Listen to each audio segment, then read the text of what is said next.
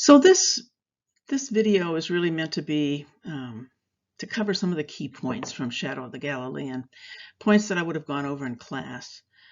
They're almost all of these are in the questions that I've given you, though I do want to talk about some background information here. Normally I begin by talking about the Pax Romana, which means the peace of Rome. Now, many of you already know that the Roman Empire was huge. They were incredibly good empire builders. Their empire eventually was vast, went all the way around the Mediterranean through most of what we consider to be Europe today, most of it into England, all the way up to Ireland. They were very good empire builders. They were very effective. And they brought many goods to the places they went. They built roads. They created a safe way for people to move around for the first time and the last time for a long time after the empire fell and the roads fell into disrepair. People didn't move around, but for this brief period in history, people were moving around in new ways. So there was all kinds of diversity. They provided a safe environment in terms of having a military that nobody could touch. They protected the roads. That meant that you could develop trade. And so there was a whole new kind of world that opened up for these people. And that was how they justified what they were doing, right? They looked around and they saw these small nations constantly fighting with each other, border skirmishes all the time, so that places like Israel never had the ability to sort of develop the kind of building power and money and economy and trade that was going on with Rome.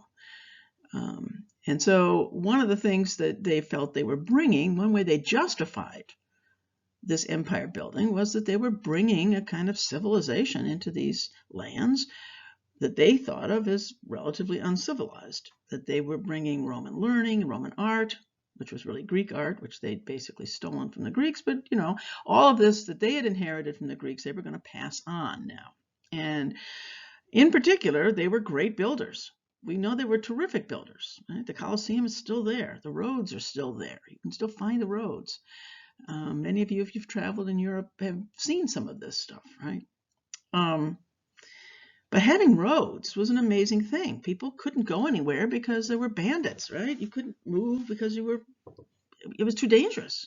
But the minute the Romans opened up the roads and provided military support, people could begin to develop the kind of trade that Andreas is involved in here, right? I think there's a reason why he has Andreas coming from a family that's making money by trading, because not only does it set him up as somebody who can move around the empire, and at least move around the area, not the empire, but Israel can move around that area.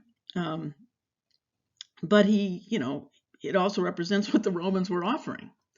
I mean, just to get a little ahead of ourselves here, the fact is that there would have been no Christian church if the Roman roads were not available. Paul, when he went on his missionary journeys, which we'll talk about next week, used the Roman roads. Couldn't have done it otherwise.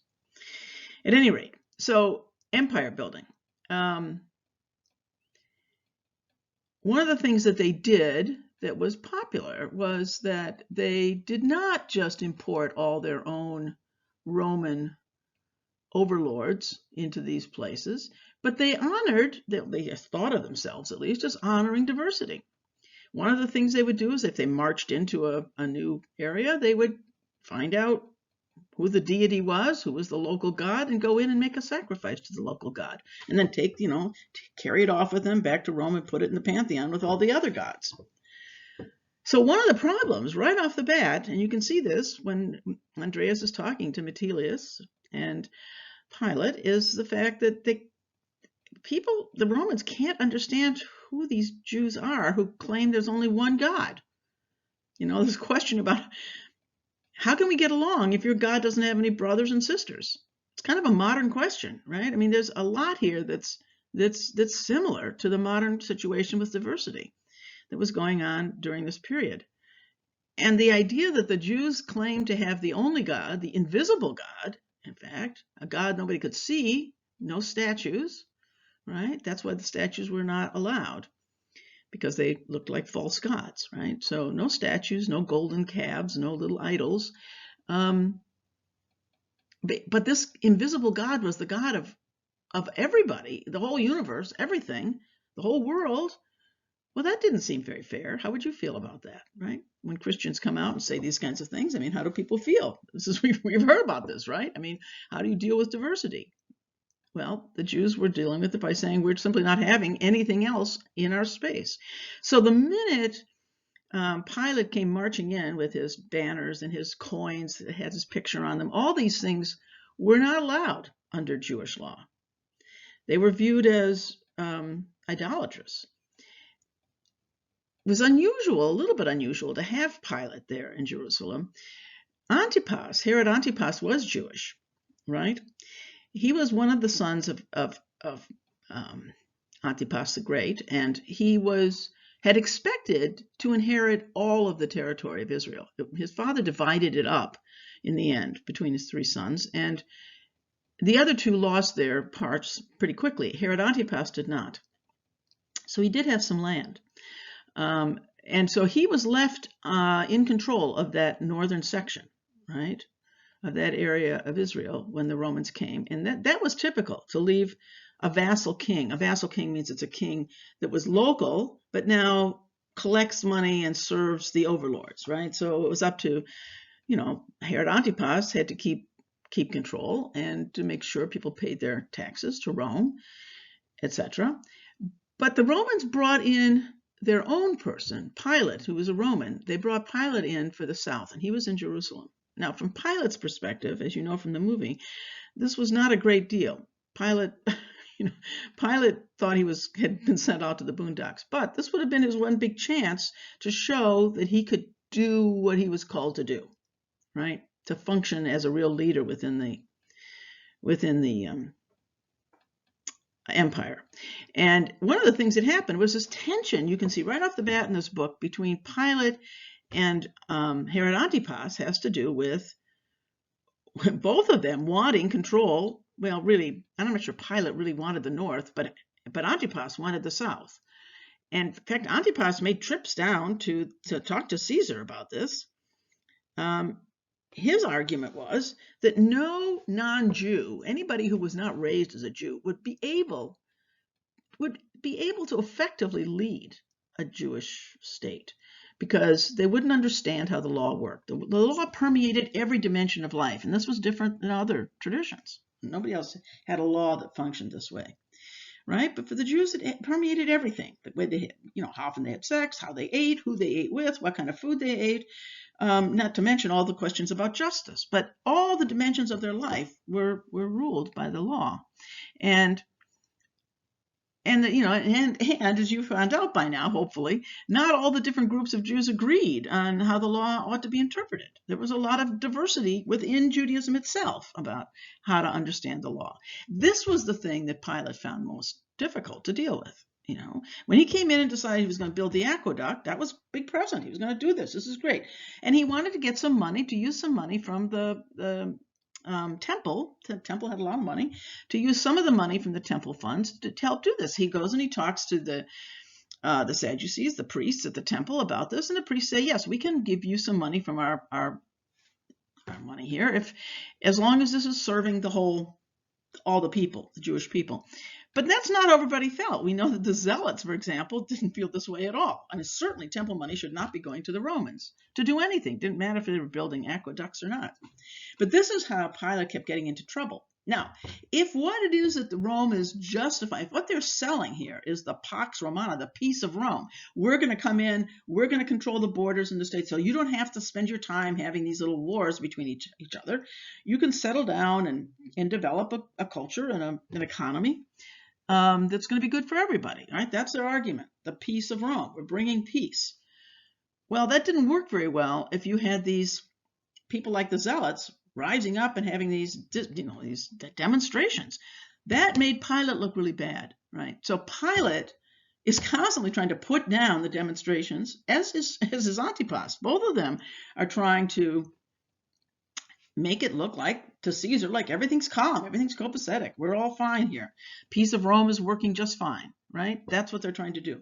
But notice one reason that Pilate is so interested in hearing from Andreas that Herod Antipas has a statue is precisely because that he knows that that technically breaks the law. They're not supposed to have statues, images of, because that looks like a false god. Now, there are some Jews, we know, the Sadducees, who were much more sophisticated. They were often trained, often educated in a kind of a Roman model, and they knew about art, and they viewed these little statues not as gods, but as art.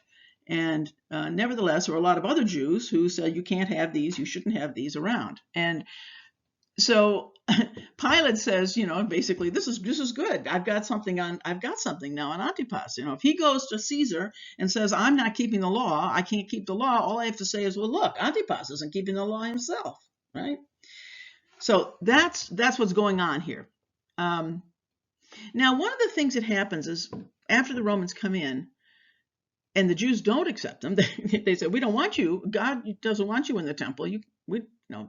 Usually they come marching in and they go and they make a sacrifice to the local gods. But the Jews say, no, God doesn't want you making a sacrifice in the temple. And we don't want these banners and this legal tender with pictures of you on it. And so the Jews, actually, some of them they were prepared to die. They said, we are not going to bow down to Caesar. Caesar was understood as a kind of divinity, and people were expected literally to bow when Caesar's soldiers came marching in. So the Romans would come in and everybody was supposed to bow as they came marching into town. The Jews refused to do it, right? They said, this is idolatry, we're not going to do it. You can kill us, we're not going to do it. In the end, the Romans were very impressed with the kind of courage that the Jews demonstrated. A couple of things. There were a couple of things that the Romans were very impressed with. They were impressed with courage. This is a very big deal. That's why they were military people. Impressed with courage, the ability to die, to get out there and fight and die. So here are the Jews saying, go ahead and kill us. We're not going to do it. They didn't understand this. I don't quite get why you're doing this, but they were impressed with the courage. The other thing that the Romans were was they were instinctively,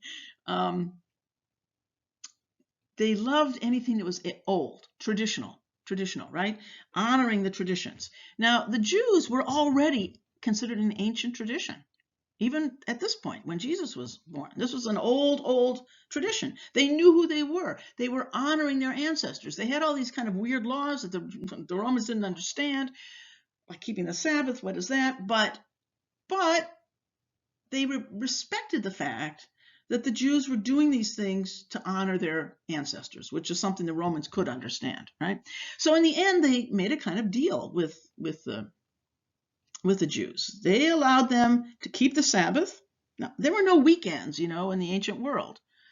It's only because of the Sabbath that we have something we call a weekend here, now in the West. But Rome acknowledged that they had to keep the Sabbath. Okay, you can have that day off to worship.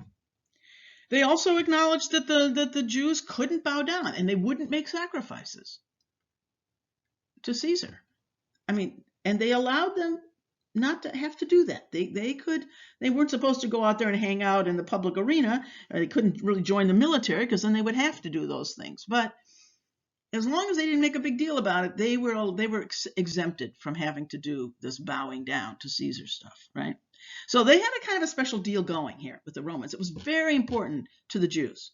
Particularly, we'll see to the Pharisees, who seem to be trying to maintain this.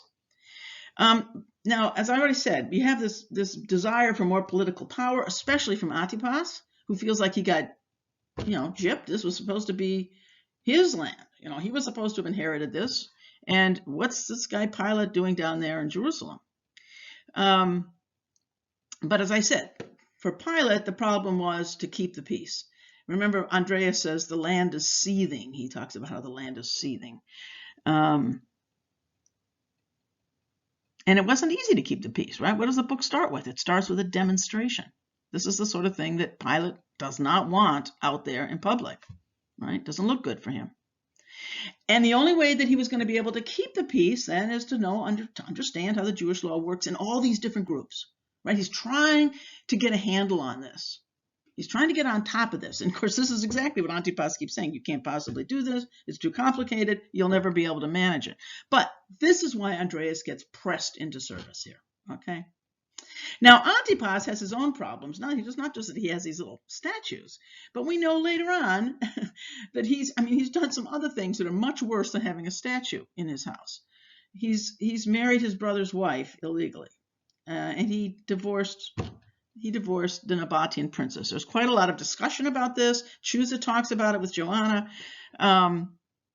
Nobody thinks this was a very smart move politically. Not only did it put the Nabateans against them once again, but he also broke Jewish law in the way he took his brother's wife. In fact, there is something called a Levirate marriage, where brothers take their own brother's brides if their brother is killed in battle or something, right?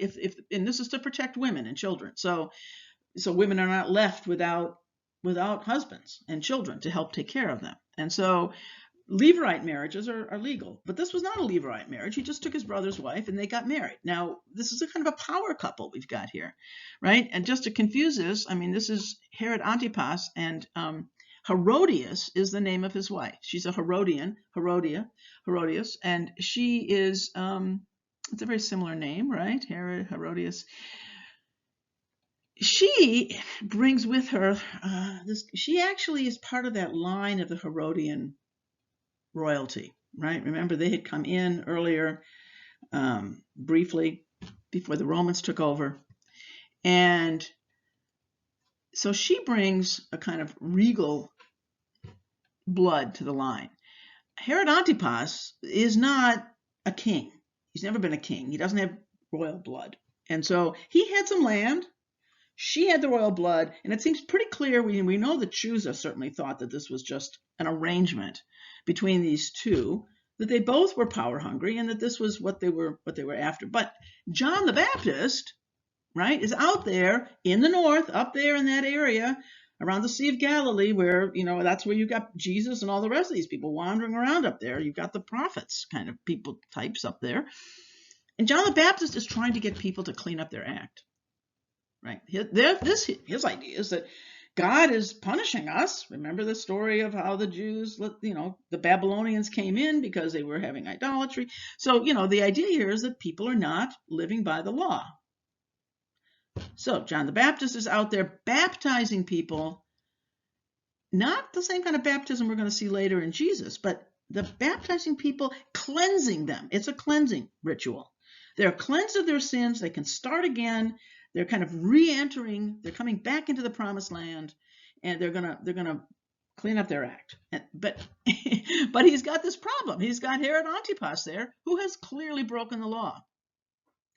And so now the question is, what's he going to do about that? Well, John the Baptist has no compunction about preaching against what Antipas has done. He's going to make it clear that, as kind of a prophetic voice out there in the wilderness, that Herod Antipas is a sinner, right, and has left God behind. So this puts him in absolute direct confrontation with Antipas, who is trying again to convince Caesar that he's really good at this, and he understands the law in a way that Pilate can never understand it. Right? He understands the law, and that's why Caesar ought to let him be in charge of the whole place and let him be in charge of Jerusalem as well as the north.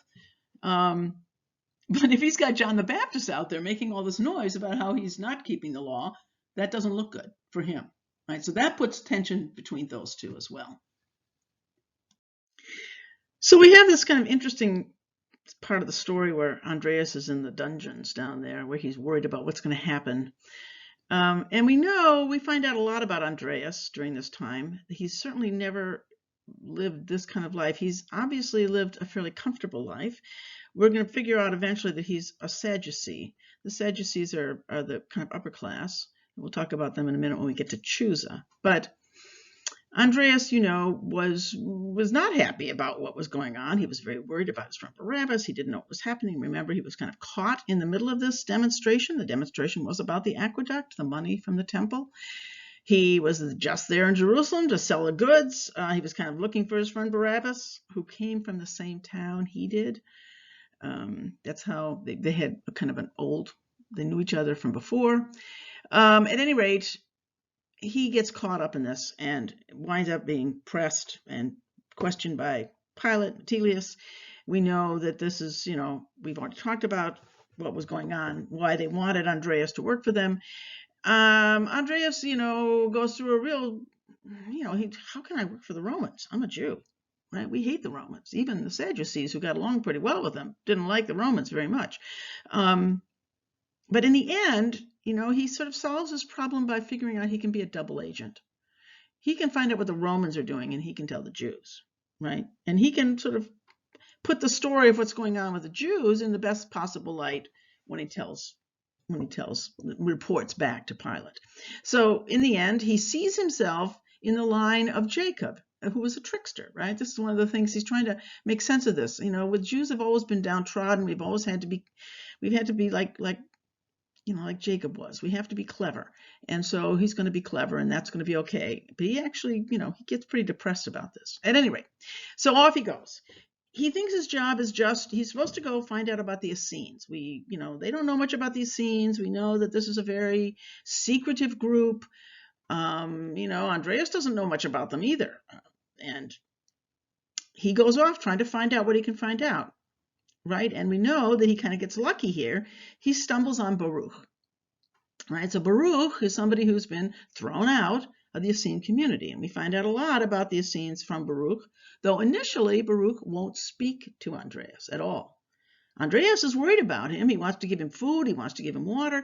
Baruch won't take any of this. Now, why is that?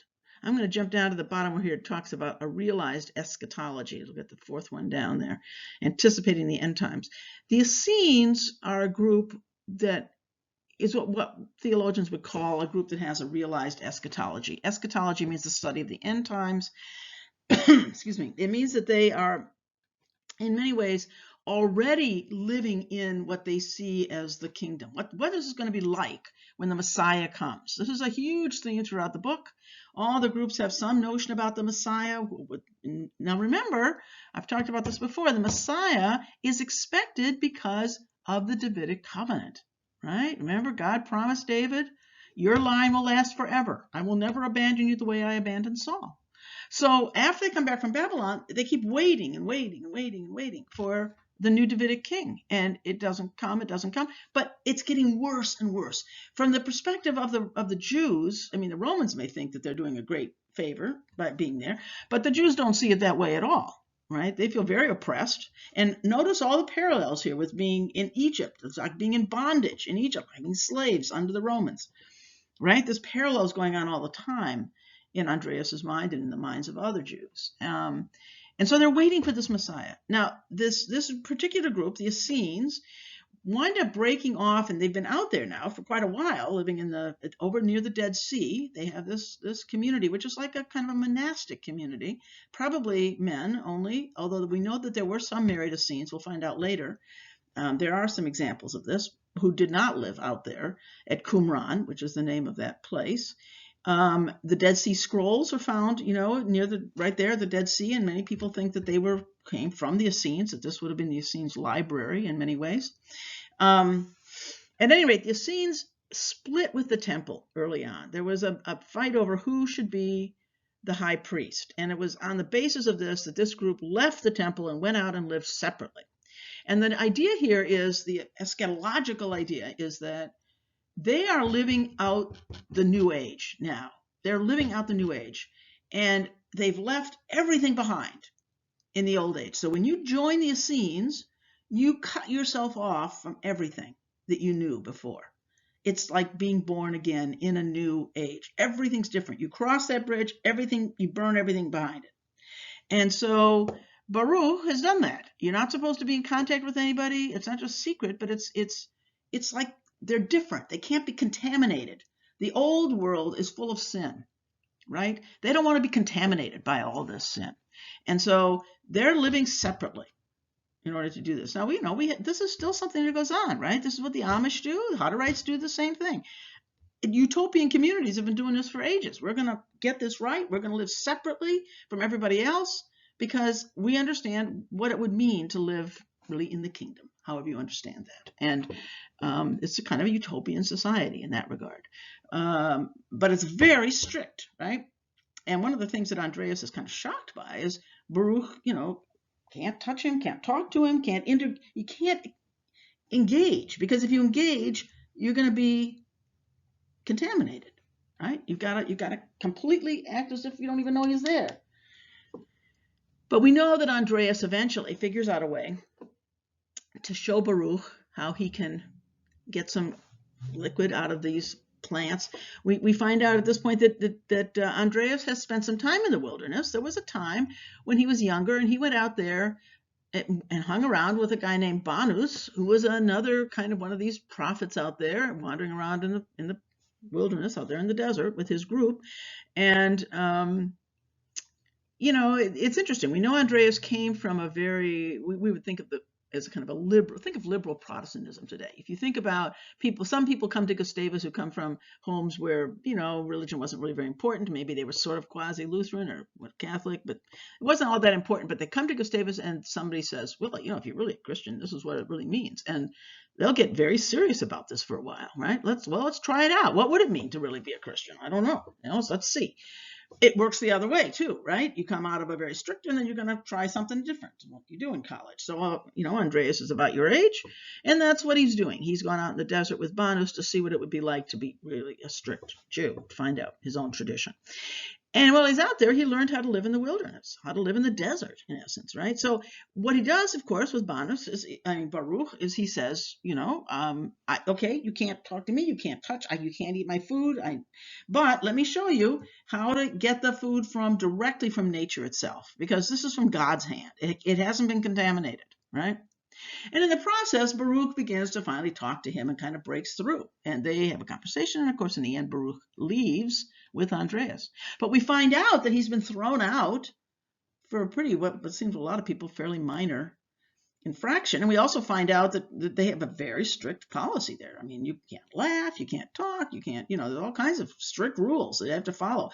He questioned about whether there were these copper tablets that they kept talking about. He wanted to see them, or he wanted to see if it were true. I mean, we don't know why he asked this, but he got into a lot of trouble by pressing this question in the community, and they threw him out. Now, he was still hopeful that they would take him back, but you never knew if he were going to be taken back at all. Of course, once he's gone back to the old world, he's talked to Andreas, he's eaten the food, he's done what it, now he could never go back, which is why he was maintaining his distance initially. He was still hopeful that they would take him back, that they'd leave him out there for a while and then eventually they'd take him back. At any rate, we find out a lot about the Essenes. And it doesn't sound too good. Andreas is not impressed. He thinks this does not sound very good. But then, remember that Baruch says, well, it's not what it sounds like. There's some really wonderful things about this community. We have these wonderful meals together. We sing hymns together. We get all cleaned up after our work. We wear these white gowns. We go in. And we believe that it's as if the Messiah is with us now.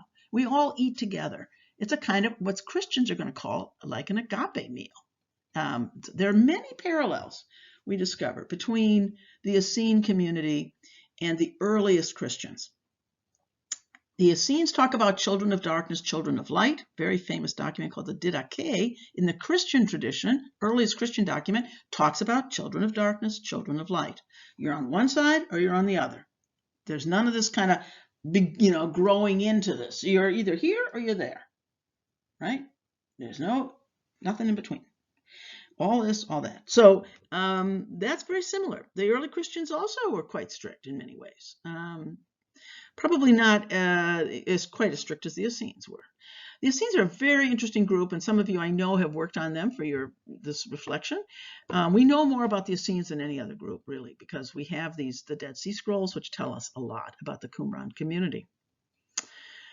Some of the things we know is they had no slaves. They were egalitarian. I mean, this was very unusual in this day, right? They were scholars, a lot of them. They had kind of equality, a notion of equality that was unusual. And they had this kind of notion of a vocation. They did have a sword, but it was only used when they expected this great war to come, the Armageddon, the great war between good and evil. It was going to happen, right? This is going to be the coming of the Messiah. They weren't going to try and provoke it or try and make it happen. That's what the Zealots were doing. They weren't going to happen. But when God came and they thought God was going to be coming in any minute and they were going to be ready, they were going to use their swords for that battle. But otherwise, they were essentially pacifists, right? Again, things that we see in the early Christian community. So how is it that Andreas knows Chusa, and who is Chusa anyway? Right? Chusa's a Sadducee. Chusa works for Herod Antipas. Right? It appears that he's kind of the manager of the palace. He manages at least he buys the food. We know that. Because that's how he knows Andreas. Remember that Herod Antipas is Jewish, so his food has to be kosher. And that's what Andreas is selling, kosher food. He's traveling around the roads and selling this to Jews. And so he knows Chusa because, Chusa, he's the one who arranges the purchases from Andreas. And so they're going to have dinner together. Andreas has come back now. Baruch has left the Essenes. Andreas thinks he's all done. He's going to have dinner with Chusa. But he arrives in town, and the first thing he hears, right, is that John the Baptist has been killed. Now, people know who John the Baptist is. They've heard of him. And that's big news. And so he asks Chusa at dinner. Chusa's wife is Joanna. And the three of them have a meal, which is very Romanized. I'll come back to that in a minute. He asks Chusa what happened with John the Baptist. And here we get a kind of an interesting thing where Tyson, who is himself a biblical scholar, is showing us how some kinds of biblical scholarship works, interpretation. He's doing historical critical interpretation here by way of Chusa, this character.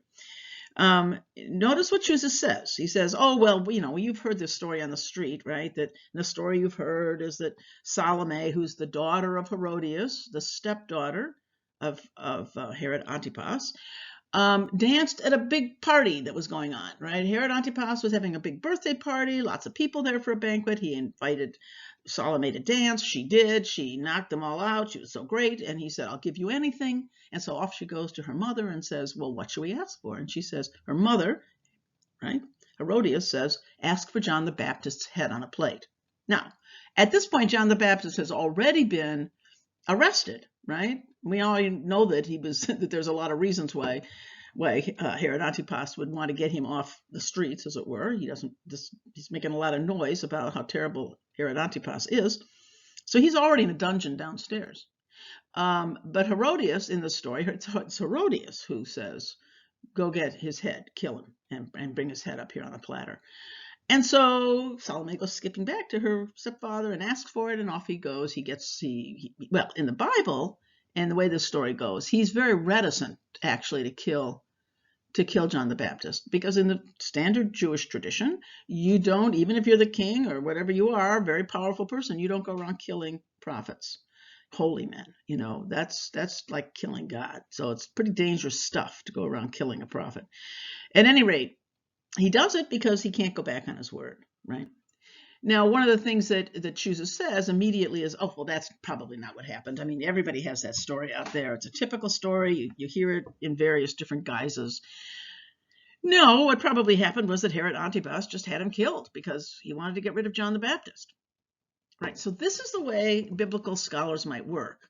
They would say, well, what's going on historically at this point? We're trying to figure out what this text means. Where does this come from? Well, the first thing they notice is that this story is kind of all over the place. It shows up in different cultures roundabout. And then they say, well, this is just the way they'll dress up a story. But what really probably happened was that Herod Antipas wanted to get rid of John the Baptist for all the reasons I've already mentioned. John the Baptist is making him look bad. And so he needs to get rid of him. So here we see that kind of going on with Chusa. All right, enough said on that. Chusa is a Sadducee. I'll say a little bit about the Sadducees. He is our exemplar of the Sadducees in the same way that Baruch is our exemplar for the Essenes. The Sadducees, as I've already said, are the upper class. They rule a lot of things, including the temple. By and large, most of the priests in the temple are Sadducees, and you've seen from the movie what that temple looks like. It's absolutely huge, dominates their lives. The Sadducees have managed to get along pretty well with the Romans. They don't like them. They'd like to get rid of them. But given the fact that they're there, they're going to take advantage of what the Romans bring, right? And they're by far the most capable of doing that because most of the Sadducees have had a Greek-Roman education, a kind of a classical education. Unlike even the Pharisees, who are very well educated. The Pharisees are educated in Judaism. They know the Bible, they know the law. They don't know or care that much about Greek or Roman philosophy. But it's clear that Chusa does. It's clear he knows it. there's all kinds of signs here that they're having a very Roman sort of meal. For those of you that have studied, have taken classics, you may have done one of these meals, a Roman meal where everybody lies down. They actually lay on these kind of couches. You don't sit in chairs at a table. You kind of lie on these couches and eat and drink. And that's how they were doing this meal. Excuse me. We know there's a big mosaic on the wall. You may remember from the movie, right? Here's one of these places where these two come together.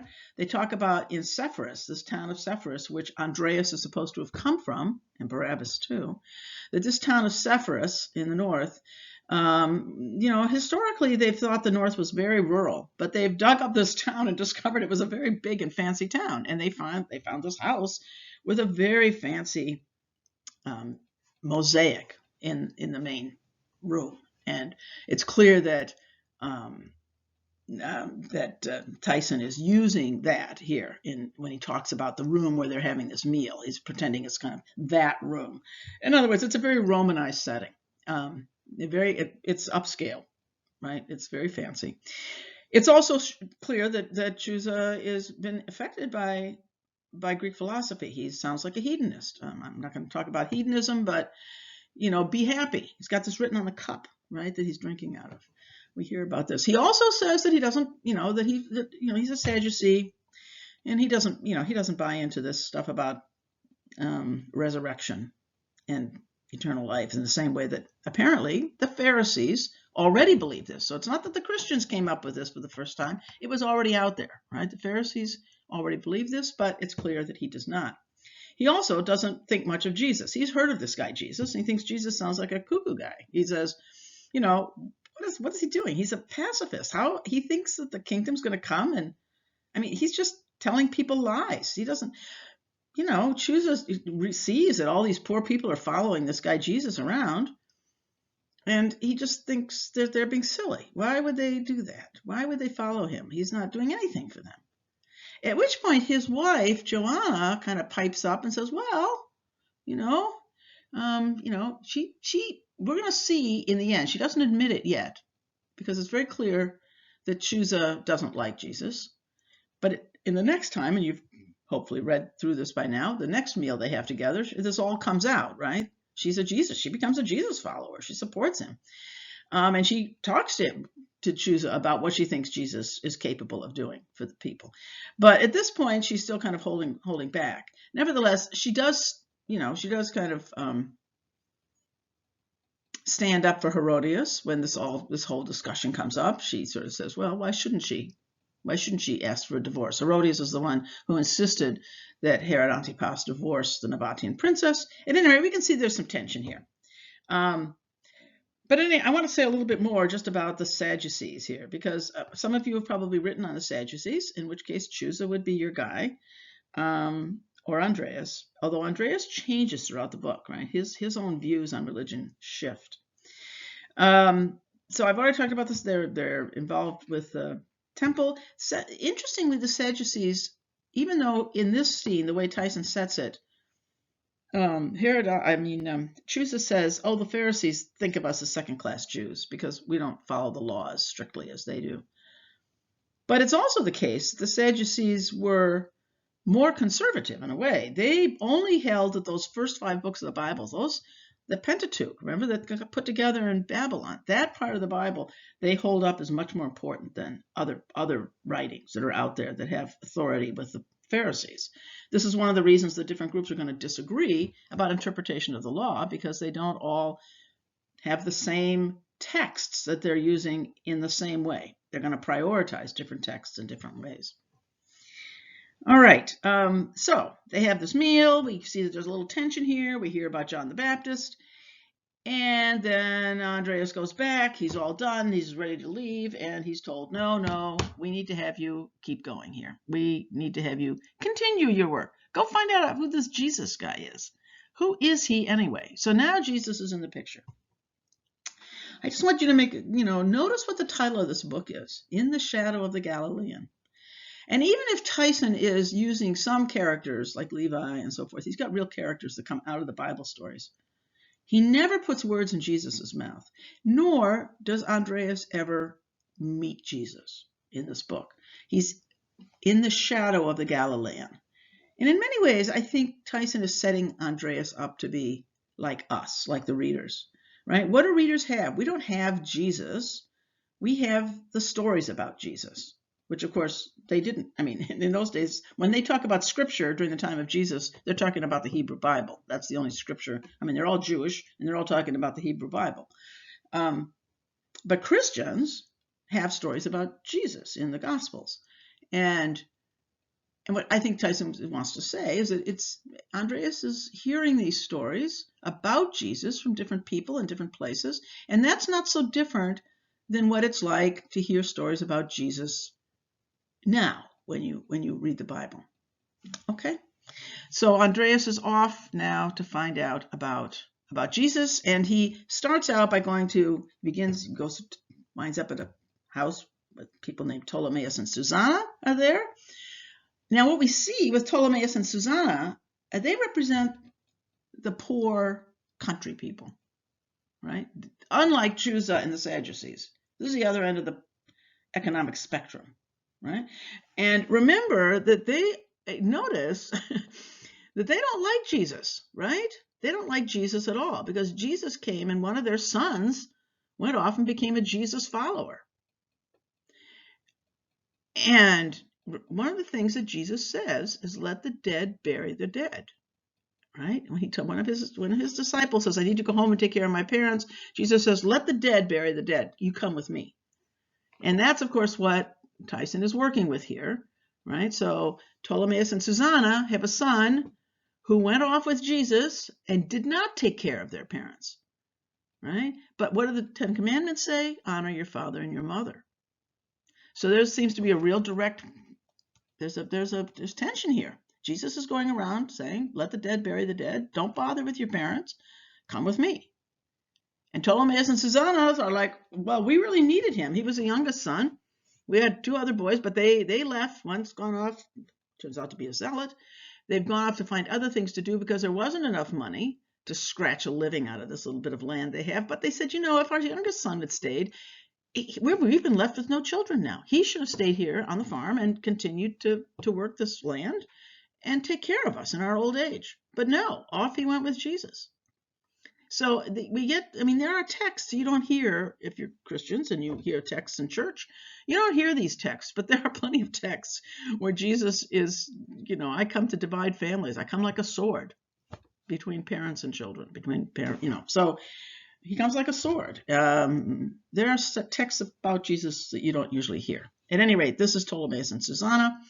So we get to see what the world looks like from their perspective. If you read some of the footnotes here, I hope you did, the endnotes, you'll see that he talks, I think, in this section about how dangerous it was if you couldn't pay your taxes to the Romans, which they had a very hard time doing. Many people were so poor they couldn't do it.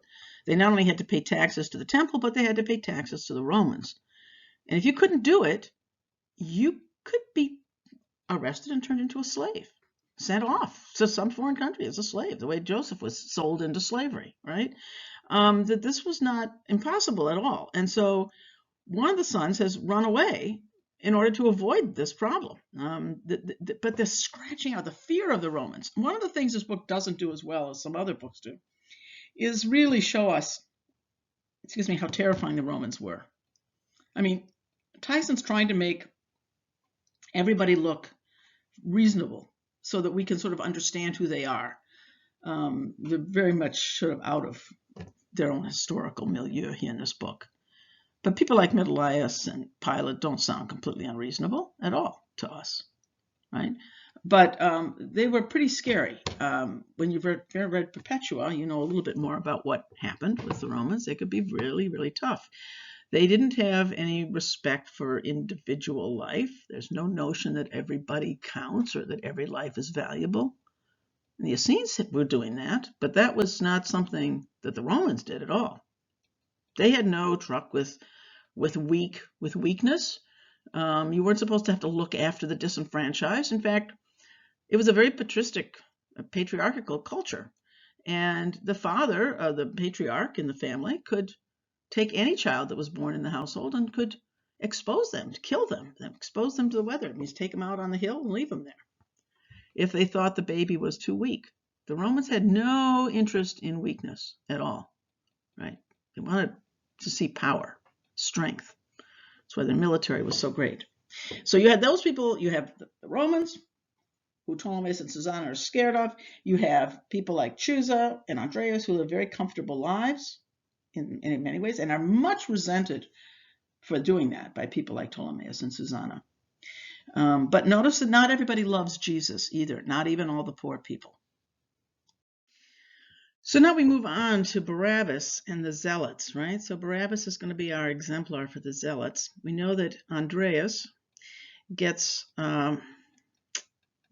caught by them, right? And dragged up in a blindfold into the mountains in a very scary kind of setup. Notably, the Zealots have become somewhat like the Romans. They are willing to kill. They hate. They can be very frightening for people, right? Especially for people who are Sadducees. Right? Remember that the Zealots, many of them come from very poor families who had to escape to the mountains in order to survive so that they don't get sold into slavery. Like Susanna and Ptolemaeus' son, who turns out to be one of the Zealots. And so we get this tension. We begin to see how serious the tension is between groups. Of course, Andreas is happy to see that Barabbas is there. But interestingly, both of them are hesitant to acknowledge one another. So they have to do this in the dark. Afterwards, they meet, right, and have this conversation. So nobody knows that they're friends. Andreas and Barabbas, just to go back here, he actually met Barabbas originally when he was out with Banus early on. Remember, he went out into the wilderness to kind of find out what it was like to really push the faith button and see how faithful he really was as a Jew. But they have another thing in common, and that is that they both come from this town, Sepphoris. I want to say a little bit more about this because it's a very important element in this quest for the historical Jesus, this most recent work. As you know from the film, they talk about Sepphoris quite a lot. And that's the reason, obviously, that Tyson wants to set Andreas as coming from Sepphoris. And you may remember that when he first meets Pilate, that Pilate says, "Oh, you're from that really radical town up there, Sepphoris." And Andreas says, No, I'm from the new Sepphoris, not from the old Sepphoris, right? There was a difference. Sepphoris was a town that was very rebellious, and the Romans did what the Romans do. They had gone up there and just wiped them out, and then reestablished a new Sepphoris on the spot after they'd kind of burned out the rest of the town. It turns out that Barabbas' family was part of the old Sepphoris, so he has a lot of reasons to hate the Romans. Andreas' family is part of the new Sepphoris. Remember, his father's part of the town council. He's been educated in this kind of classical education, so the Roman system. So he's part of a town that's now been totally Romanized. But Sepphoris has an interesting history. Notably, we see here in this little scene Barabbas' rejection of Jesus, which comes right after we've discovered how much Chusa doesn't like Jesus. And they both reject Jesus because they think he's kind of a madman. How can this guy think that he can be a pacifist, right? And we're going back to this teaching of Jesus's, which is to love your enemies, which was distinctively Christian. That is one of the things that scholars believe really was distinctively Christian and something new that Jesus kind of added to the barrel here. And so, but both Chusa and Barabbas find this incomprehensible.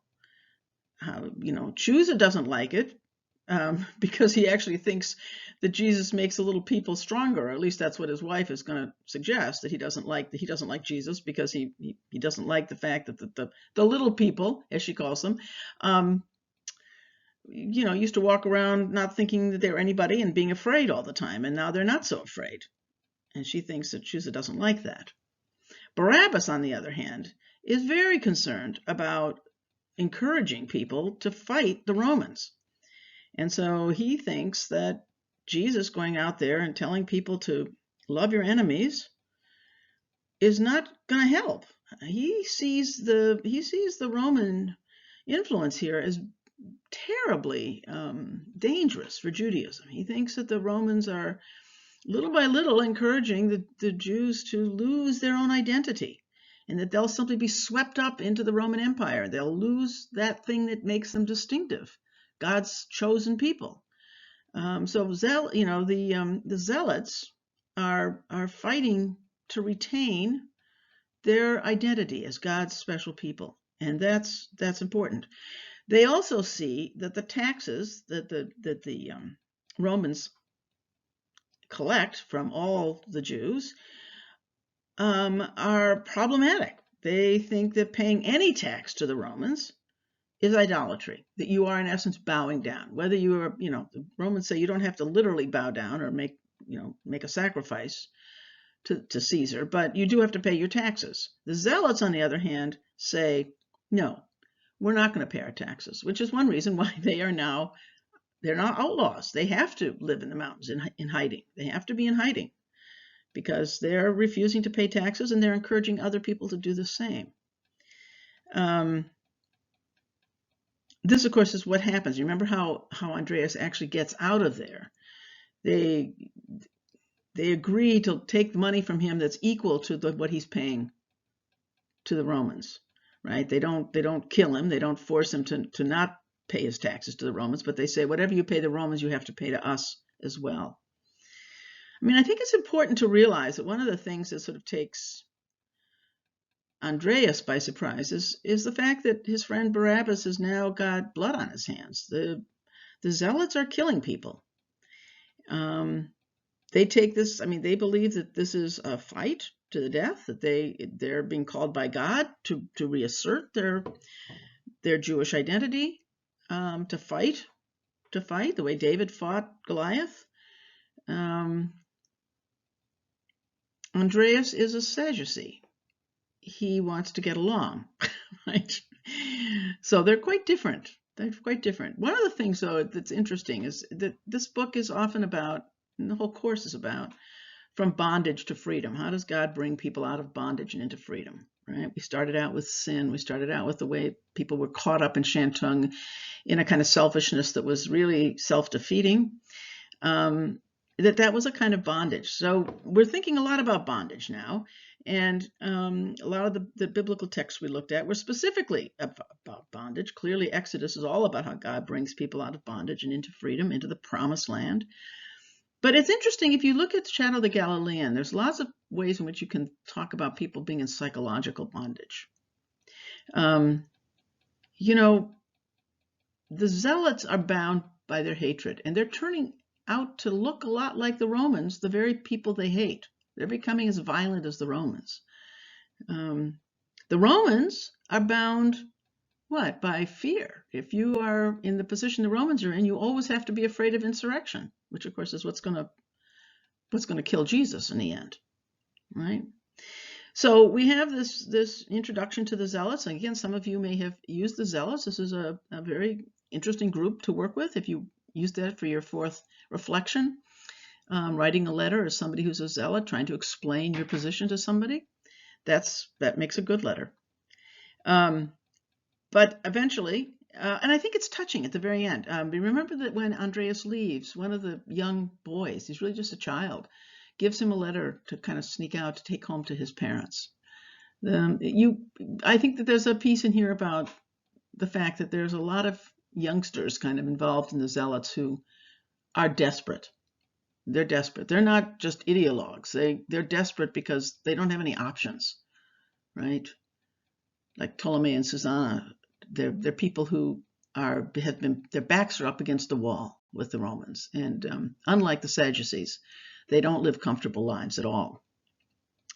So Andreas leaves, and we're next going to have him visit Miriam, right? Miriam is a little girl who's sick, and her mother, who tells her stories about Jesus. So Andreas arrives at this house where he meets Miriam, this little girl who is ill and afraid of death and afraid of dying. And her mother is telling her stories about Jesus's healing, his miraculous healings, which Miriam finds these to be freeing for her, that they give her hope, right? So we see the importance of stories and the power that these stories have to change things. I think it's important that Tyson wants us to remember here that, again, what is the Bible except, I mean, for the Christians, these gospel stories of Jesus's healing, that these have a certain power that's not just narrative, it goes beyond narrative, right? Stories are powerful. Andreas says, I noted that these poor people pinned all their hopes on such stories. In them, I heard their rebellion against suffering and death.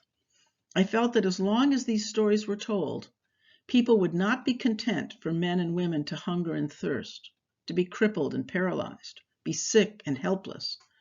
As long as they had these stories, they would have hope.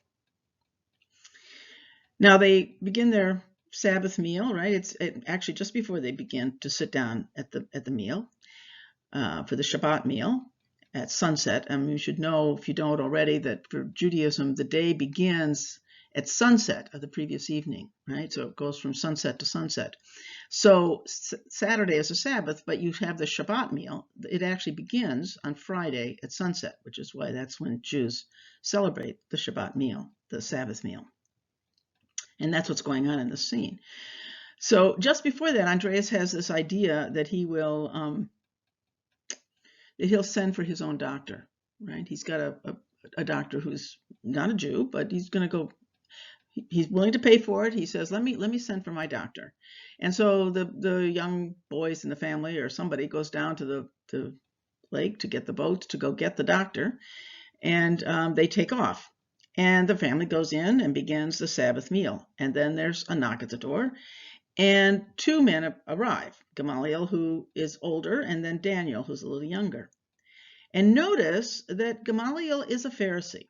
We don't hear much about Pharisees, but this is the one story where we hear about what they're like. And it's very interesting that Tyson sets Gamaliel against Daniel, who is an Essene, living outside the community. So we know that there are Essenes outside, but Daniel is the one who's legalistic here, not Gamaliel. And so I think that one of the things that Tyson wants us to see is that when the stories about Jesus were written, the first gospel wasn't written until around 70 CE, right? Which would have been at least 30, 40 years after Jesus died. And by that time, things have changed. And we'll talk about this next week. But by this time, they're beginning to split. The Pharisees have gone to the Romans, in part because they're worried that when they see these Jesus followers doing things that break the law, like the Sabbath, kind of this relaxation about the Sabbath. Jesus teaches that the Sabbath was made for man and not man for the Sabbath, kind of a non-legalistic approach, that the Pharisees are worried that they'll lose the deal they have with the Romans, right? Jesus doesn't worry about consequences. That's one of the things the Pharisees worry about with Jesus. He's out there preaching things that are dangerous. It's not that Gamaliel thinks that it's so bad for people to make up their own minds about these things. He's perfectly okay with a diversity of opinions, but it's not okay for some people not to keep the Sabbath, because what's going to happen? The Romans will see that the Jews don't need. If some people don't keep the Sabbath, the Romans can say, well, obviously you can be Jewish and not keep the Sabbath, right? So there's going to be consequences. There's real worries about what Jesus is teaching, and I think that's important to see here. And what happens is that by the time the New Testament writers begin writing the Gospels, this has caused a real split between the Pharisees and the Christian. Between the Jews and the followers of Jesus.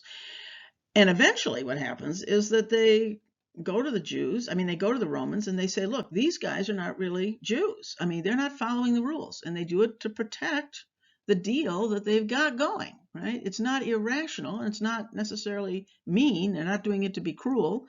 They're doing it to protect the deal they've got. But that's the reason that the writers by that time, when they're talking about the Pharisees, talk about them as being very legalistic. In Jesus' own day, however, the Pharisees are not as legalistic as people tend to think they are, right? That's the thing that I think Tyson wants us to see here. That Daniel, the Essene, is pretty legalistic. but it's not an accurate description of the Pharisees. Notice that the style of debate here that goes on regarding whether one can give help to someone else on the Sabbath, right? Remember that basically Daniel says, no, absolutely not. You let the cow die in the well, or whatever it is, the sheep in the well that falls in. You don't drag it out, even if it's life and death. Andreas rejects that completely. He says, well, where I grew up, of course you could help people on the Sabbath. And so again, we see this diversity of views. But one of the things that we see is the style of argumentation that goes on, where each side brings stories and they bring arguments to bear. There's willingness to have diversity, but they have, the ideas that people who think about these things, the rabbis and others who are interested, are expected to know the tradition and to have various different stories to bring and arguments to make. But I think it's important in the context of this story, we see how the Pharisees worry about Jesus's teaching, right? He's going to undermine the clean and unclean distinction. He's going to invite people to interpret for themselves, right? The Pharisees, Gamaliel says Jesus doesn't worry about the consequences. He doesn't worry about the consequences. There's that business again about what's this going to look like to the Romans if they see this going on. Never mind what it's going to do to the Jews. He puts the Sabbath in danger. Now that one is one of the ones that's going to really play against Jesus dramatically. And notably, I think that Gamaliel says, he seems to stand apart from the usual debate. He doesn't enter into the debate with the rest of us. He acts as if he's God, right? Which are all going to be the kinds of things, the kind of arguments that the Pharisees are going to bring against Jesus eventually.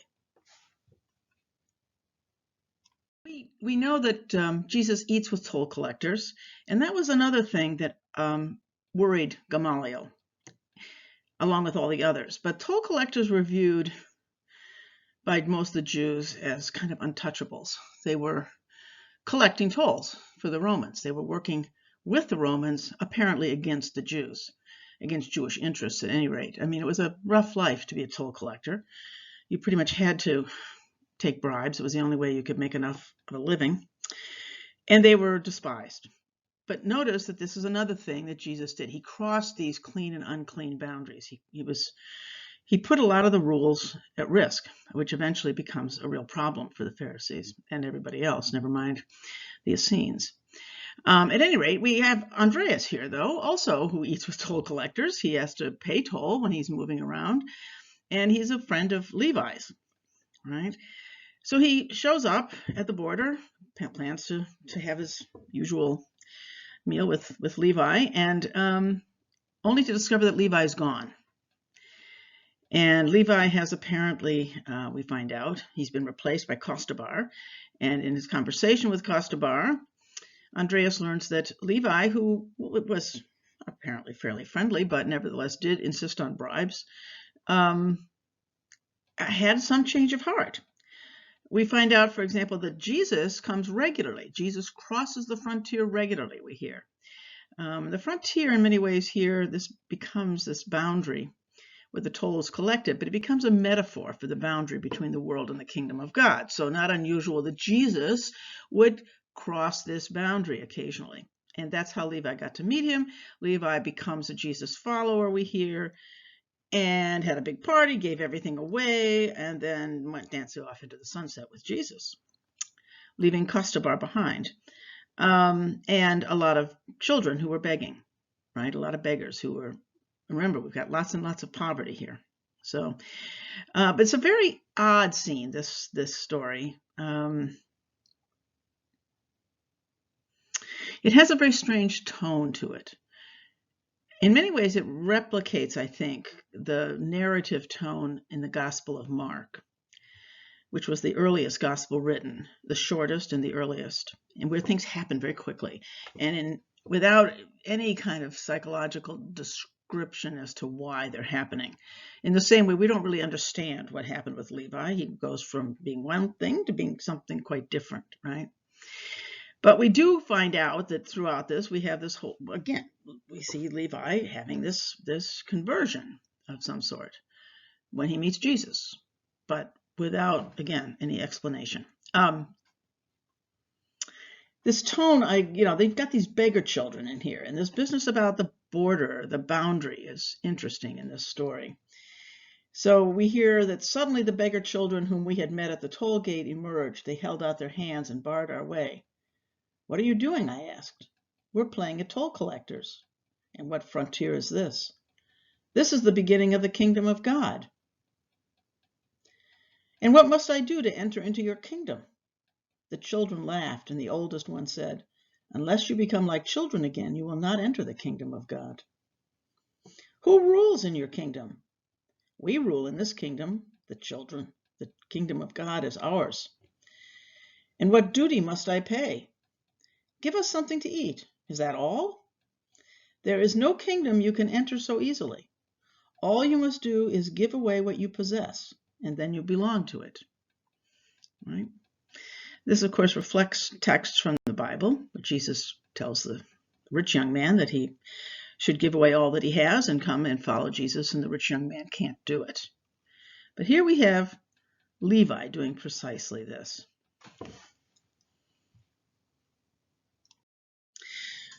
When Andreas gets back, they go to Tiberias, a town where Chusa lives, and he goes to Chusa's house to have dinner with him there. They drop their luggage and off they go to have dinner. And he runs into Joanna before Chusa gets back, and he discovers from Joanna that she has been secretly supporting Jesus, sending him food and money. And this is interesting because, as he points out, Joanna's from an upper-class family. Why would she be interested in supporting Jesus? One of the things that we know is that, in fact, there were a number of upper-class women who supported Jesus from the very beginning. There were very few or no upper-class men who did this. Otherwise, it was pretty much slaves, ex-slaves, God-fearers, whom I'll talk about, or the very poor who followed Jesus. But we have these women, and so I think Joanna is here in part to suggest this particular group, in a sense. They were Jesus supporters, but quite different from the rest of the others. We also find out in this section, we get from Joanna the kind of psychological description of what might be going on with Jesus in a way that you didn't get from Levi, right? So we kind of get a second way of looking at what's happening here. Chusa arrives, right? And then he begins to talk about how concerned he is about Antipas, who's becoming superstitious about resurrection. And here we have this conversation about resurrection I mentioned before, right? He says he has a bad conscience about the execution of John the Baptist. He becomes almost superstitious. And then Andreas says, yeah, but the Pharisees and many others believe in that, right? So we hear this now, that the Pharisees. And then says Chusa, well, we don't. Antipas and I go with the Sadducees in matters of belief, which, again, presumably Andreas would actually know this. At any rate, we reject the expectation of a new and better world, he says. Our teaching has only a few followers, but mostly people in high places. By contrast, the Pharisees have their following from among the lower classes. Right? And then he goes on to sort of explain that he believes that Jesus is just fooling these people with lies. He says, eternal life is going to begin soon. Have you ever wondered why these ideas are so popular among ordinary people? Why do we Sadducees only find supporters for our doctrine among the upper classes? We're the only ones who have no illusions about human beings and death. We're the only ones to give realistic advice about living. We're almost the only ones who do not believe in the resurrection or immortality. Joanna interrupted, but even Herod Antipas cannot really believe that John the Baptist is dead. And that's the scandal, says Chusa, right? How can he give way to such superstition? The little people cling to this superstition. They have nothing now to enjoy. They have only work, worry, drudgery. So they console themselves with the hope of a better world. These hopes are sick hopes, he says. They come from a sick life. Jesus spins out these sick hopes. He gives people their dreams. He calls out to them. So Chusa is angry about what Jesus is doing, and Joanna now stands up for herself. She admits that she has been supporting Jesus all along. See here, Chusa, I won't stand for that. Perhaps we women understand the dreams and hopes of the little people more than you do. What you say is wrong. Now, I want to say here that the Roman society was probably the most patriarchal society in the West ever, more even than Greece. At least in the Greek world, women were in control of the household. In Rome, that's not true. I already mentioned before that a father could take a child and expose it and kill it if he thought it was too weak. Women really had very little power in the Roman world.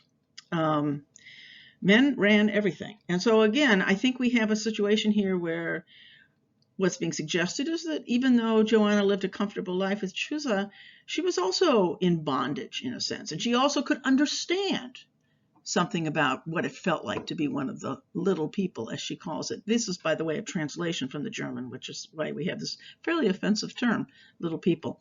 At any rate, the poor, right? The poor. But women needed freeing from bondage too. So she gives us a psychological description of what's going on here. Many people have longed for the kingdom of God, she retorted, but Jesus says it's beginning now. You don't have to wait for a distant day, right? So the kingdom is here now, Jesus says. The kingdom has come. The kingdom is among you. So we get this idea of the kingdom being now and not yet, here and not here. Something Luther will later say, he'll talk about Jesus or the divine God being in, with, and under everything that is. In, with, and under. Doesn't try and explain how, it just sort of argues that the divine is completely wrapped up in everything that is, and that Jesus is here now, the kingdom has come, it's already here. You just have to have the eyes to see it. But Chusa wouldn't give up, he says. How does he give hope? With miracles, with magic? The little people mistrust their own strength. So they long for great miracle workers who are expected to do things that the people think they themselves cannot do. Jesus gives people delusions. They're poor drudges, but they imagine that they're worth more than kings. But in their daily lives, they have to go on being subservient. Doesn't this Jesus teach you you may not defend yourself? Doesn't he teach a morality typical of little people? A morality of people who have to put up with everything? Here's referring again to this love your enemy stuff, right? But Joanna wouldn't give up. She says, what irritates you about this Jesus is precisely the opposite of the limited morality of little people. He gives little people attitudes which previously were your privilege. Isn't it the privilege of the upper class to be able to live without care? But Jesus says that the privilege is there for everyone, including those who have nothing. Notice Jesus does not give the people jobs and money. They still have nothing in terms of the world. But he says, do not be anxious about your life, what you shall eat or what you shall drink, nor about your body, what you shall put on. Is not life more than food, and the body more than clothing? Look at the birds of the air. They neither sow nor reap, nor gather into barns. And yet your heavenly Father feeds them. Are you not of more value than they? Right? This is word for word out of the Bible. This is this text about do not be anxious for tomorrow. Right? And she goes on. Love your enemies, pray for those who persecute you. All are to be sons of God, she says. People used to call only the kings of Israel sons of God, but Jesus applies that term to anyone who's generous to his enemies. Everyone is then a king, and that's important. Here's that egalitarian thing coming up again, right? Everybody is a king. Chusa had gone pale. He protests wearily. But why does he present his teaching only to the little people? Why doesn't he come to Tiberias? Why doesn't he teach Antipas? I can think of only one answer. He dreams the dreams of little people. He's just a little person himself. Why not come to the powerful? Joanna agrees. Of course he dreams the dreams of little people. He's not addressing the rich and powerful. But what does he want to do? These little people are bent double by their toil. He wants them to walk upright. They're bowed down with care. He wants them to be free from cares. They're people who feel insignificant. He gives them the feeling that their life has meaning. And you're all worried about that, all of you. And Herod Antipas, you're worried that the little people might come to feel that they're not little people.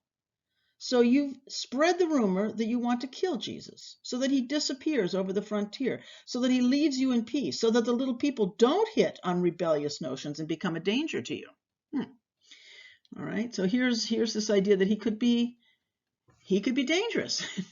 One thing is certain, says Chusa, he's already made my wife rebellious. Right, so here it is. Joanna herself has, in a sense, been freed. You know, I've talked in class before about the way in which people sometimes talk about how in narrative theology, this notion that people are caught up in a story that's larger than themselves. Remember I said when we were doing Shantung Compound that it's like the Lion, the Witch, and the Wardrobe. You know, the children go through the back of a closet and all of a sudden they're very important people in a very important story. It's the Harry Potter story. You know, you've got a destiny. You're suddenly caught up in a story you didn't know that you were part of. And you're not making it up. You just discover that you have a destiny here to fulfill, that you have a task, that your life is meaningful, infinitely meaningful in this larger story of God, in essence. Right? I think that that's another way of trying to say what Joanna's saying, that somehow the little people who thought their lives were not only insignificant, but simply worthless, valueless, and they lived in utter fear, are discovering that they are actually, their lives are part of a much larger story, a much bigger project, that God has chosen them, that they are being caught up in this larger story. God has said, no, you're part of this project here of mine. And that is very empowering. So Andreas still has to make his report to Pilate about who this Jesus is, right? He starts chapter 14 by saying, I never met Jesus on my travels through Galilee. I just found traces of him everywhere, anecdotes, stories, traditions, rumors. He remained intangible, but everything that I heard of him fitted together. My commission was to discover whether Jesus was a security risk. There is no doubt here, he was a risk.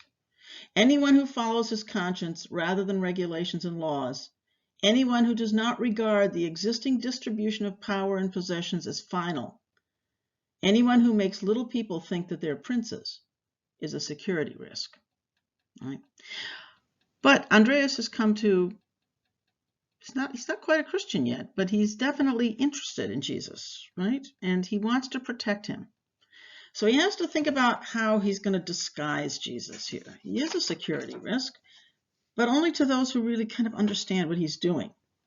So he's going to make Jesus look like a philosopher, right? He's going to make Jesus look like a philosopher.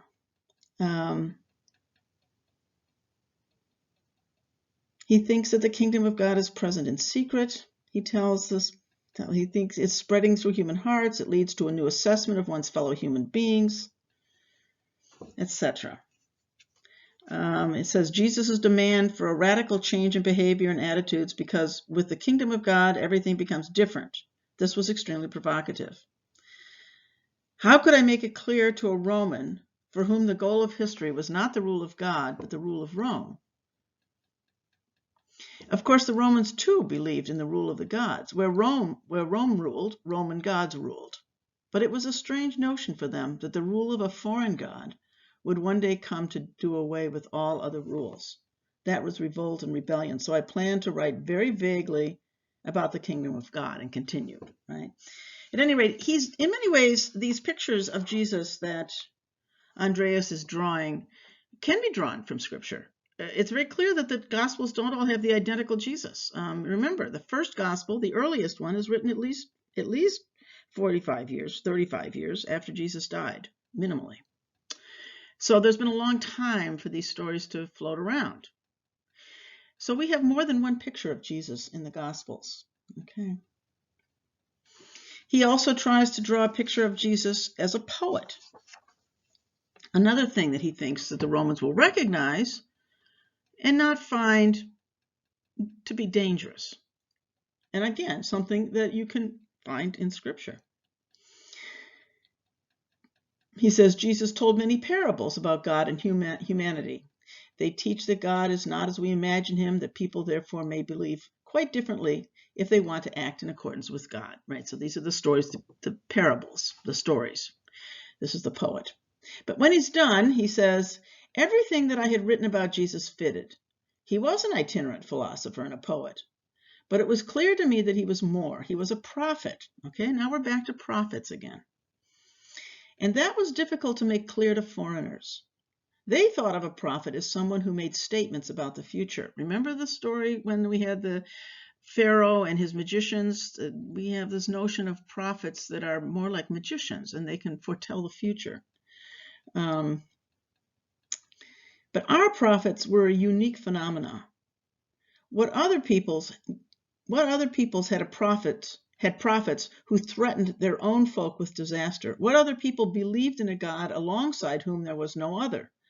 The uniqueness of our prophets was connected with the uniqueness of our God, right? So we're back to this thing I talked about before, that the Jewish prophets were different than the other prophets around them. The prophets speak for God in the Jewish tradition. I had to think about this again. Was this perhaps the key to understanding Jesus? Only our God called on those who worshiped him to turn away from other gods. Only our God required those who acknowledged him to change their behavior in a radical way. All over the world, the strong win, but our God has chosen weakness. He helped slaves fleeing from Egypt and made them his people. He supported the prisoners of war who were deported to Babylon. To turn towards this God means to turn towards the poor and the weak. And for that reason, the strong and the rulers feel threatened by our God and hate us. Right? So this is the God who stands with the disenfranchised. The opposite of the Roman view, which is God is the king of the mountain. The most powerful is where you're going to find God, which of course is what many people think all the time, right? So the Roman view still holds. He winds up talking about what the kingdom of God looks like, the promises of Jesus. Like most prophets, Jesus promised a change for the better and gave hope. But Jesus held out hope that the rule of evil was being overcome. Not just that things are going to get better, but that evil has been defeated, right? That's distinctive here.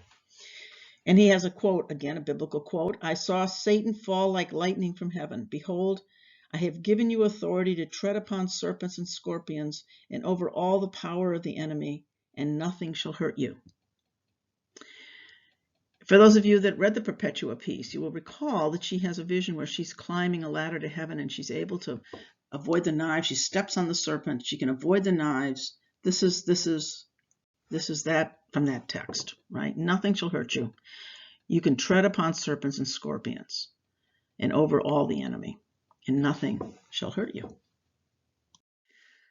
So Andreas sends off his report and heads back to Jerusalem. He has heard that Barabbas has been arrested along with 2 other zealots, and he's very eager to get back to the city in time to try and talk Metilius out of killing Barabbas. A Roman soldier was killed, and he's afraid that it's going to be very difficult to save Barabbas's life. So he's trying to figure this all out before he gets there. Remember from the movie what happens at the Passover, right? The people come from all over. There's this kind of idea that at least once in your life, you should come up, as they say, come up to Jerusalem for the Passover. And people come with their families and their animals, and they're camping all over town, any place they can find a square inch of space.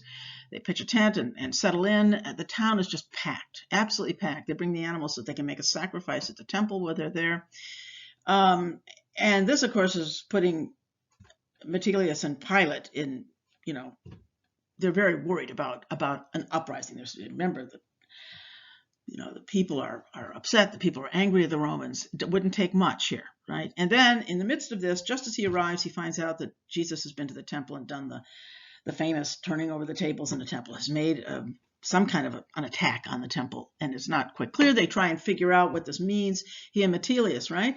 And Metilius says, you once told me what the temple meant to the people and the whole of society, that it removed the sins of the people through sacrifice.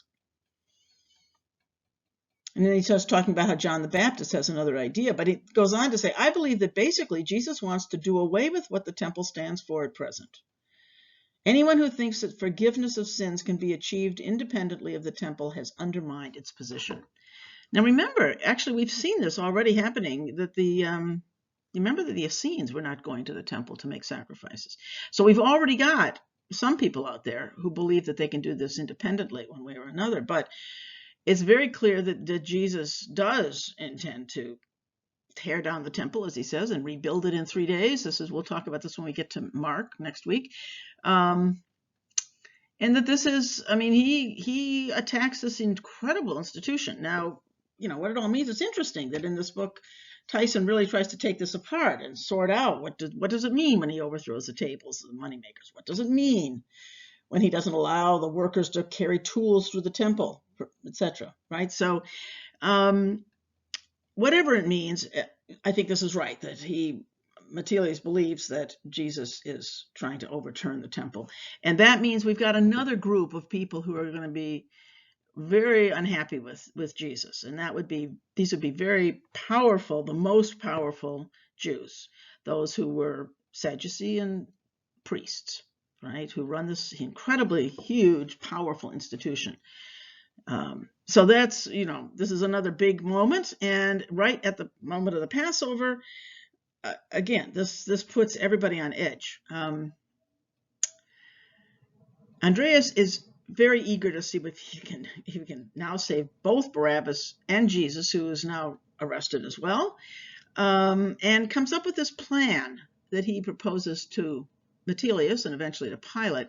The plan is a very radical plan, right? It's generally for amnesty for all these zealots in general who have been imprisoned. And he tries to argue that these people are not really rebels, that they really just have no options. Remember, we talked about this when we talked about Ptolemaeus and Susanna's son, who really had to kind of run away, or he might have been imprisoned for not paying his taxes.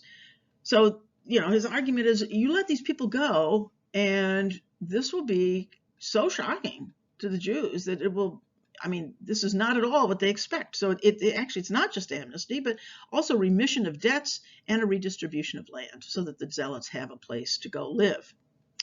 All of these things can be done under Jewish law, interestingly. But of course, from the Roman perspective, these are just impossible. This is, how on earth would you pull this off? You have a kind of very practical view from the people in charge. But in fact, Roman law would have made this technically possible. But this is just beyond the pale from the Roman perspective. There's an interesting conversation that goes on here during this time about the law, right? About what's the importance of the law. Metelius is interested in Judaism. It's very clear he's interested in who Jesus is, and he's interested in knowing more about this. He tries to ask, is the law, he knows somebody from Alexandria, the Jew from Alexandria, who says, why can't the law just be symbolic? Right? Why can't it be a symbolic law? Why does it have to be performed all the time? And this is a very important point. We've talked about how important the law is to the Jews, and here it comes up in the book. So I wanted to draw your attention to this. The problem is, the Jewish faith is not a philosophy. It's not something of which you're convinced only in your heart, but something which you're seen to practice. It's a lifestyle. It's a lifestyle. We delight in being able to worship God in many specific actions, great and small. We worship God even by observing regulations about food and following many little customs which have been handed down to us. It's not enough to hear God's commandments and understand their deeper meaning. They must be obeyed. Right? And then he goes on. He says, by fulfilling these openly and visibly, we assure ourselves that we are being true to our faith. And here's this identity. The Jewish identity is so wrapped up in this law that you enact it. You have to enact it. It's not because God's going to judge you and throw you into hell. It's because it tells you who you are. It's the way of being who you're called to be, right? To be close to God. And so this is not a law that just is sort of an idea about justice or about fairness. It's actually living it out in every moment. An important piece. Then there's a discussion about loving enemies and the danger of pacifism. A great section in here, if I can find it. let's see. He talks to Pilate, right? He's trying talking to Pilate, and he's trying to convince Pilate that Jesus, now he's back to Jesus, is not dangerous. Jesus is a pacifist. And we now hear from Pilate the story about what happened and how dangerous pacifists can be to the state, right? He says, I've learned from experience. What you say recalls an event at the beginning of my rule, which had incalculable repercussions.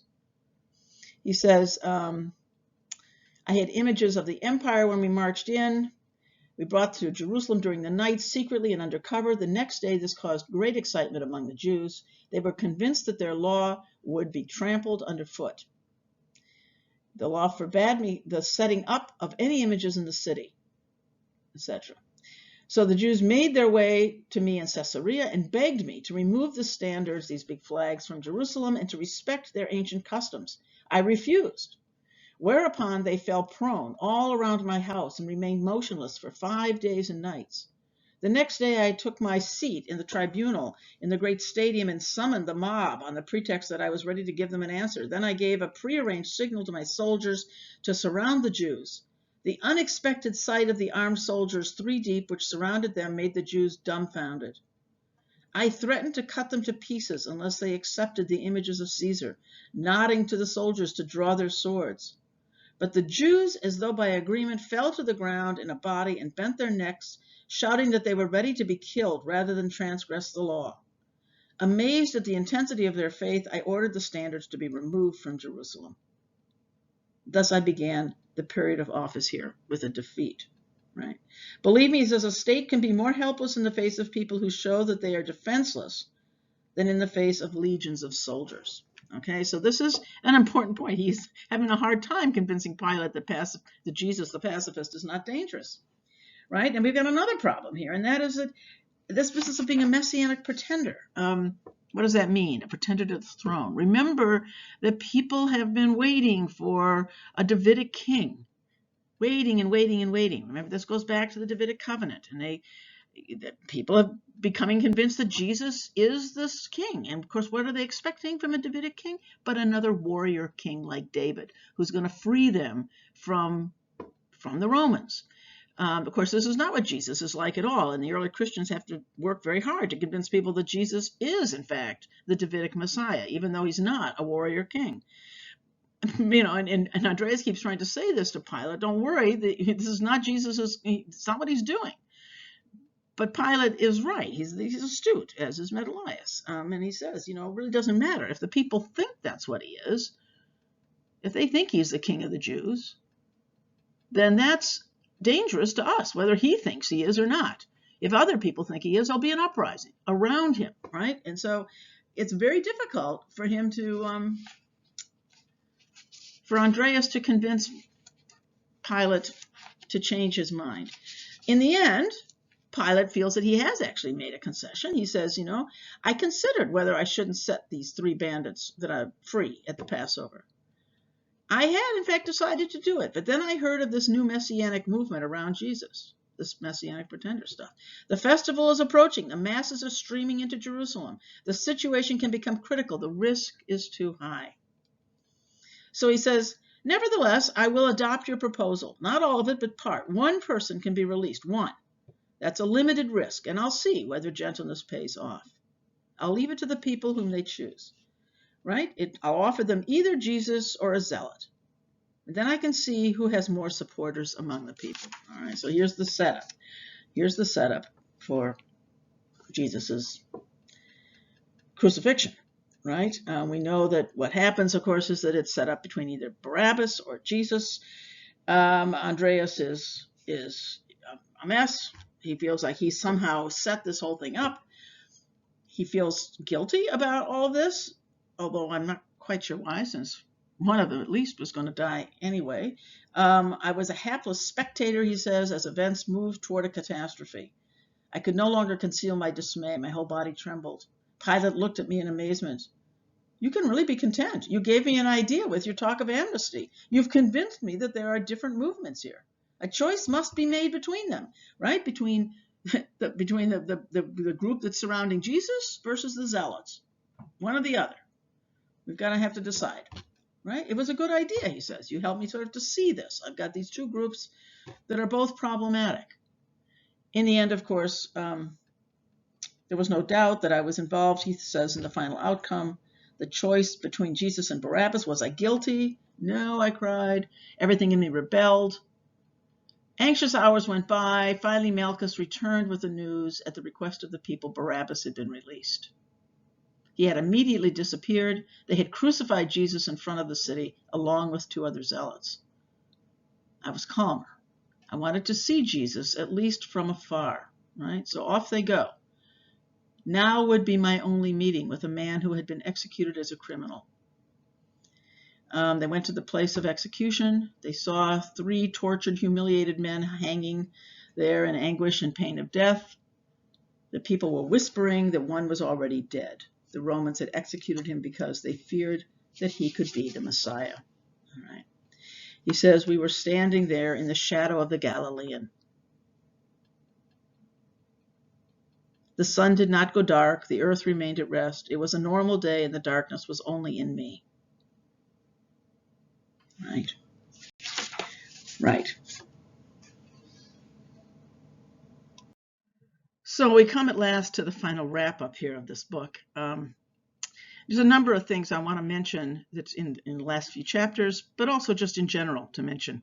I haven't talked about God-fearers at all here, and they don't get talked about much in the book, but they do get mentioned briefly. Timon is a God-fearer, and at the very end of the book, when Andreas bumps into Metilius at the synagogue, and is surprised, he wonders whether Metilius has become a God-fearer. Now, what's a God-fearer? Remember that we've already learned that to fear God is the way the Bible talks about faith, right? Remember that the people that were in Moses, remember they feared God when they got through the water, when they came up on the other side, and they feared God. It means that they had come to faith, right faith. So God-fearers were Gentiles who were drawn into the Jewish communities. They didn't become Jews, but they participated in Jewish worship and Jewish community. Why didn't they become Jews? Well, circumcision would not have been an easy thing to do as an adult, but also I think many of them probably thought they would be second-class Jews. Many of them were already slaves. It looks like a lot of the God-fearers, Metilius would be very different in that regard, because he's certainly not an average God-fearer. But a lot of the God-fearers were slaves. In Roman society, it took 3 generations to work your way out of being a slave. So you had a lot of people who were caught in that situation where they weren't Romans. They couldn't become Roman citizens. They were no longer whatever they had been before. They came from a family of slaves, and were still slaves themselves. Remember, Timon is a slave, so it's not like field slaves that we had in this country. The slave is quite a different situation, more like Joseph when he was, remember, is sold and becomes a slave to Potiphar in the story of Joseph. It's more along those lines. But so slaves could be doing all sorts of things, but they didn't really have much status in society. At any rate, God-fearers were very important in the early Christian church, partly because they were already primed for this. Remember, early Christians thought of themselves as Jews. They were not different. They were Jews who believed the Messiah had come in Jesus and that they were still Jews. But one of the big debates that went on was whether or not you had to be circumcised, this whole business about the law and the meaning of the law. And we'll talk about that next week. This is a great battle that Paul fought, was that you did not have to be circumcised, he argued, in Christ. In Christ, you were fully in God. And for God-fearers, this was perfect. They wouldn't be second-class Christians. They would be first class. I mean, they could join this group over here of uncircumcised people, many of whom came in eventually from the Roman ranks. They were not all Jews, but, again, they were Gentiles. Gentiles joined this. Paul's mission was to the Gentiles. At any rate, it's important to know who the God-fearers were. Just another group to know about, particularly when you start talking about early Christianity. Then there's this very interesting conversation about creation from nothing, creation ex nihilo, that comes up in this final chapter. And Metelius is obviously very interested in theology and in the history of Judaism and in faith in general. And so he keeps asking Andreas questions. The description of what this means, many people assume that creation from nothing is something about first principles, God sort of starting things, something here. How did God start things? Well, here's, the prime mover, right? This idea of the prime mover. God pushes one lever and then that hits another lever and we have this causal relationship. That's not what creation from nothing means, right? So here's a great description of what it means. At every moment, Andreas is explaining this to Metelius, at every moment there's a transition from being to nothing. Every moment goes past before we have wholly registered it. It's now. But as soon as I have noted it, it's gone. What was is no longer. It's finally past. Everything sinks into nothing. Our ancestors who once were are no more. We shall perish. Finitude here, right? Even the hills will no longer be there one day. But creation would be the opposite, a transition from non-being to being. And you also witness that every moment. The future moment is not yet. We ourselves are not yet what we shall be. A transition from nothingness to being takes place every moment. That's what we mean when we say that God creates every moment from nothing. And he preserves it until it sinks back into nothingness. Right? There was actually at the Nobel conference some time ago a debate about this. There was an ardent atheist amongst the scientists who got up and sort of said, look, we have science that can explain how the world started, how the universe began. We don't need creation ex nihilo. And it turned out there was also there somebody who was a theologian, who was also a scientist, a priest actually, and he got up and explained creation ex nihilo like this. It's the idea that in every moment is being recreated, right? It's all being recreated. It could sink into nothing. God holds things in being, creates them, right? So just a very interesting piece of theology that sort of gets into this book. There's also at the end here, I think, much more pertinent to the book itself. In this chapter, the question comes up, so who do you think was guilty of the death of Jesus? Now, this is a question that in many ways Tyson is at the center of this book. It's clear that one of the reasons Jews have been reviled in the history of the West and other places is that Christians believe that the Jews killed Jesus, right? That final scene in the Bible when Pilate says, who should I save? And they go, crucify him. When he holds Jesus out there, crucify him. Okay, well, we'll crucify him, not Barabbas. We'll crucify Jesus. One of the things that Tyson wants to make very clear is that the Jews didn't kill Jesus. First of all, Jesus was a Jew. The Jews would have had nothing to do with crucifixion. And the main thing is that there were many forces. That's what he wants us to see in the book. There were a lot of different forces coming together around the death of Jesus. This is done well in the movie. There's a guy there who talks about this, and he sort of says, it's like Jesus was in the fulcrum of all these events that kind of came together. And he must have known that he wasn't going to survive this. You couldn't do what he was doing and expect to survive. But here's this paragraph. I think you have a different edition than I do, but it's on page 172 in my book. Metelius reflected for a long time. It's wrong to look for culprits. Perhaps it's wrong to seek to attribute guilt. There were many causes of Jesus' death. One was the tensions between Syrians and Jews. Without anti-Semitism in the Roman cohorts, right up to the prefect, that's Pilate, who was the prefect, things would have gone differently. The tensions between Jews and Romans were another. Without Roman anxiety about messianic unrest, Jesus would not have been arrested. The tensions between the population of the city and the country folk was another cause, right? Ptolemaeus and Susanna versus Chusa. Perhaps the people of Jerusalem would have asked for Jesus to be freed had they not been distrustful of all country people who attacked their holy temple. The tensions between the aristocracy and ordinary people were yet another. The aristocracy want to maintain their power, so they hand over to the Romans those they suspect of causing unrest. And the Romans want to control the Jews, so they look with suspicion at the law, which is the basis of their income and power. Everything comes together here. This Jesus was caught up in the wheels. He was torn apart by the tensions under which this whole people suffers. Okay. So this is, I think this is important. I think this is a key theme of this book that Tyson is interested in promoting here. Now, Barabbas, right? Barabbas. This is kind of an interesting little theological moment, right? We have a letter from Barabbas to Andreas that shows up right here at the end. He talks about, he says, let's see, why Jesus, why not me? I barely escaped death. Another died in my place, right? Now I'm indissolubly bound up with him. I keep thinking what that means for me. If he has died in my place, then I'm obliged to live for him. You would probably say that I'm in debt to him, that I should follow his way, but I've come to another conclusion. Our two ways are opposed, and yet one points to the other, right? In other words, though, we have this notion here that I'm obliged to live for him. He died in my place. This is, of course, going to come up. I mean, for Barabbas, it's literally true.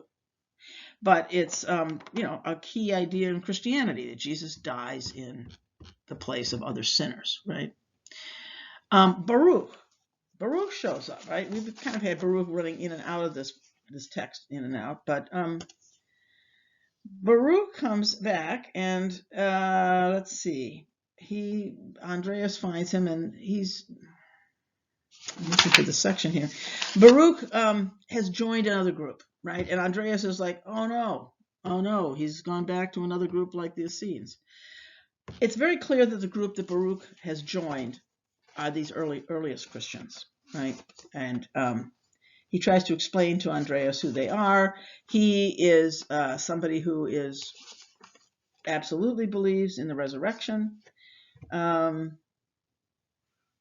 this group, unlike the Essenes, does not push people out and force them into death. This is a group that moves towards life and towards resurrection. So that's what happens with Baruch, okay? Andreas has a kind of conversion at the end. I'm not even going to go into all of that. He obviously goes through a kind of 3 nights himself in kind of darkness, and then he has some kind of vision where he believes he has seen Jesus himself. And finally, there's Dr. Kratzinger. Presumably, you have figured this out by the time you finish the book. Kratzinger is a made-up character. He is the quintessential German biblical scholar. And he has his doubts about this project that Tyson is doing here in this book. Now, of course, as I said, he's not a real person. But inventing him allows Tyson to argue for the project what he's doing here. He calls what he's doing a narrative exegesis, right? He says an exegesis is normally this is applied to a text. You exegete a text. But he's saying he's exegeting history here, not just a text, but history itself. And what he means by this, when you exegete a text, you're trying to pull out what the text means. Eisegesis is when you impose your own ideas on the text. Exegesis is when you allow the text to speak. And so you bring all these skills to the text. You use the original languages and so forth. And the same would be for an historian and the Bible. So he wants to exegete history. He's arguing that this is real history, even though he makes up parts of it he's getting from the Bible, parts of it seem to be historically true. If you read the sources in the back, he explains where his sources come from. If you've read the footnotes, that's the material he's using to put the story together. Now, Kratzinger raises the point, isn't this kind of dangerous? You use some characters out of the Bible and they talk, and aren't people going to get confused? Is this the Bible? Is this not the Bible? What is this? And he points out, Tyson wants to argue that this is a true story, but it's true. What he's doing is he's looking for the tensions, historical tensions that exist, and he's lifting up those tensions in the narrative. And he claims that that's what makes this a true exegesis of history, right? It's demonstrating this. But Kratzinger is there so that he can argue for what he's doing in this project. And that's really all I have to say about this. There's a lot of other things in this book that you can find, but I'm going to leave it there.